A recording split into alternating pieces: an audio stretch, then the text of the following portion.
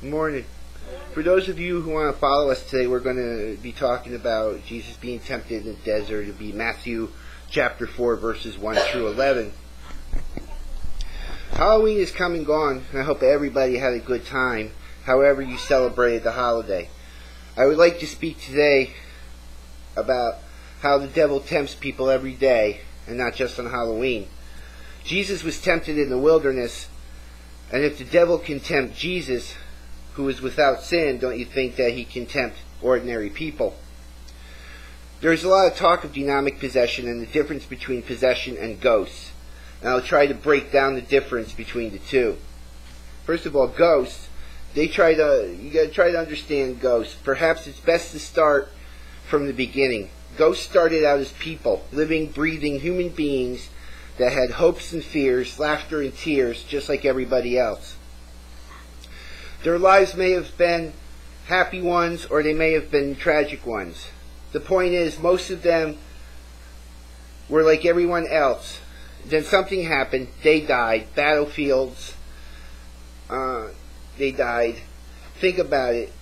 Not the glorified battlefield so often shown in the movies, but the reality of it. And how ghosts become ghosts.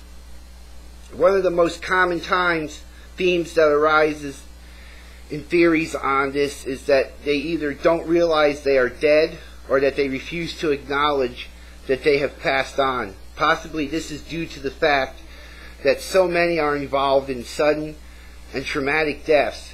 Maybe they feel as if there is something they need to do before they move on. Maybe their fear of death is so great that they are afraid of moving on. So that brings us to what are demons. Demons are evil spirits. They are the fallen angels who fell with their insurgent leader Satan into apostasy and perdition. Though we are not told in Scripture what their precise number is, we do know that their number is 1/3 of all the original company of angels. They are spirit beings filled with unrighteousness and rebellion against God. They seek to influence human behavior in order to carry out their diabolical plans and desires. So now that we know the differences, let's talk about the temptation of demons. How do people become possessed? Demonic spirits gain access into the life of an individual through what is known as a doorway. A doorway is a vulnerable area in the life of a person that becomes open to the access of evil spirits, whether through voluntary or involuntary means. The doorways can stem from different levels of involvement in the occult, traumatic occurrences, taking of drugs, generational curse, or different situation which triggers intense negative emotional reactions. So with that known, let's talk about how Jesus was tempted by the devil. Jesus fasted 40 days and 40 nights. You can imagine just how hungry Jesus was after fasting these 40 days and nights. The tempter, who is the devil, went to Jesus and said, "If you are the Son of God, make these stones become bread." The devil thought for sure he had Jesus stumped on this one. He thought Jesus would be hungry enough to just about do anything at this point. And if you think about it for a minute, sometimes when we are at our lowest points in life, the devil will come along and offer us some kind of sin or unrighteousness in hopes of seeing us lose integrity with God and fall from grace. God allows us to be tempted and tried just as Jesus had to be. Jesus set forth an example for us to see and gave us the answer to be able to talk back to the devil during the hour of temptation. Always use Bible scripture and quote back the laws of God to the devil when he tries to persuade you to commit sin. For example, the devil says to you, "Just look at how pretty your neighbor's wife is. Would you not like to be with her just one time? For it was just one time, you have a good chance of no one ever finding out about it, not even your own wife." You should answer back and say, "But it is written, thou shalt not commit adultery." Jesus said to the tempter, who is the devil, "It is written, man shall not live by bread alone, and by every word that proceeds out of the mouth of God." In other words, Jesus said, I love the laws of God more than my own life.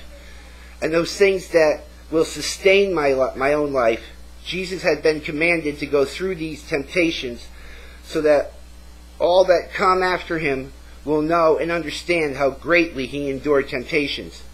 Men and women, however, will never be tempted as greatly as Jesus was. Jesus paved the way for us in all he did, left us with lessons to follow, but without the great pain and sorrow that he had to endure as he walked upon the earth.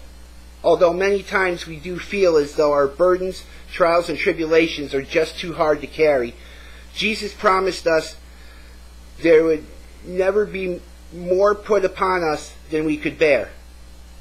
And in humblest and on bended knee to come back to the feet of Jesus, for his mercies endure forever toward us. The devil had another trick up the sleeve. He took Jesus into the holy city and sat him on the pinnacle of the temple.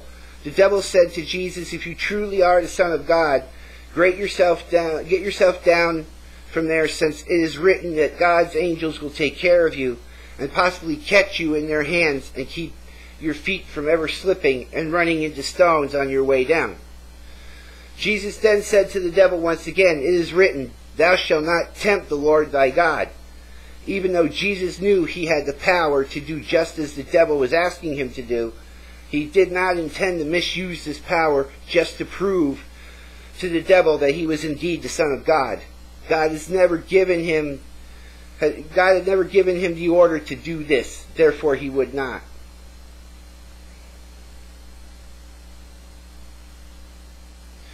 So the devil then tried something else for Jesus. Every time the devil tries to get us to do something wrong and we don't follow after his lead, he will think up another scheme to try to get us to sin against God.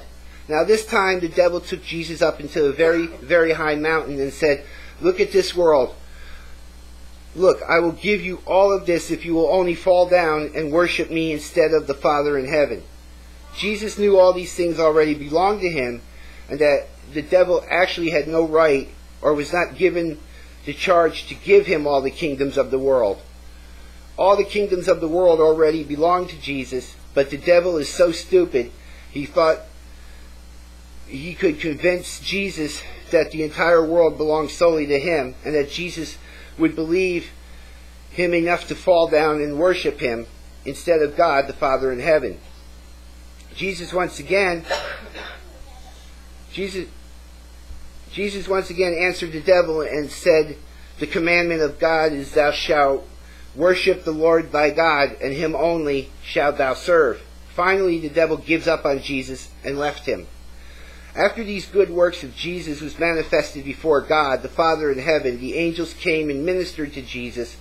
With this, we should realize that there are people who try to worship both of these gods, the Father in heaven and the devil.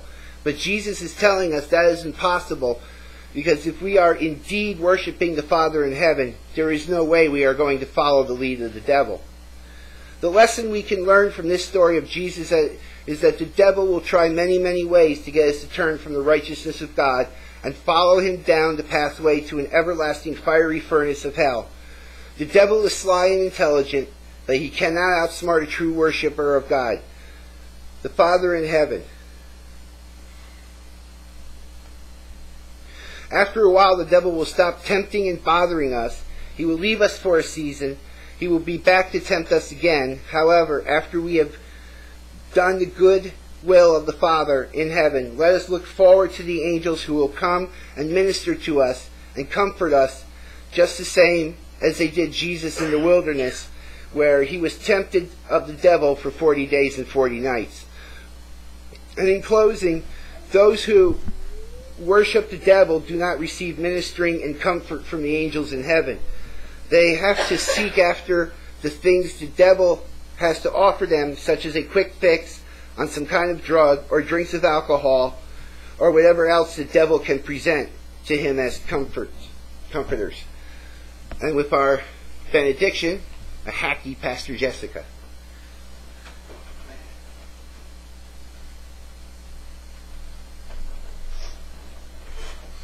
Yeah, it's such a wonderful time to fight a cold. Okay. Temptation comes to us in many forms. Wrath, greed, sloth, pride, lust, envy, and gluttony are the 7 of the most deadly.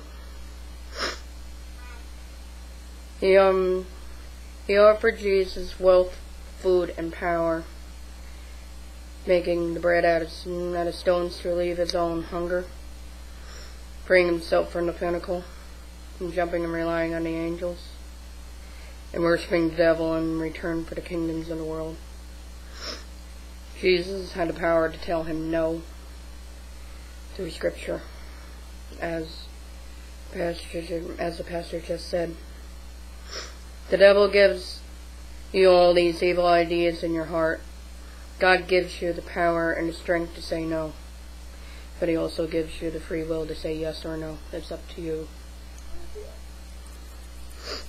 The devil tempts you every day. Use the first lie of defense. Use your Bible. Have a good spirit. Have a strong spirit and faith in God. With both, you can do anything. You never need the devil to help you. Use your own help and God's help. Never rely on the devil. Thank you.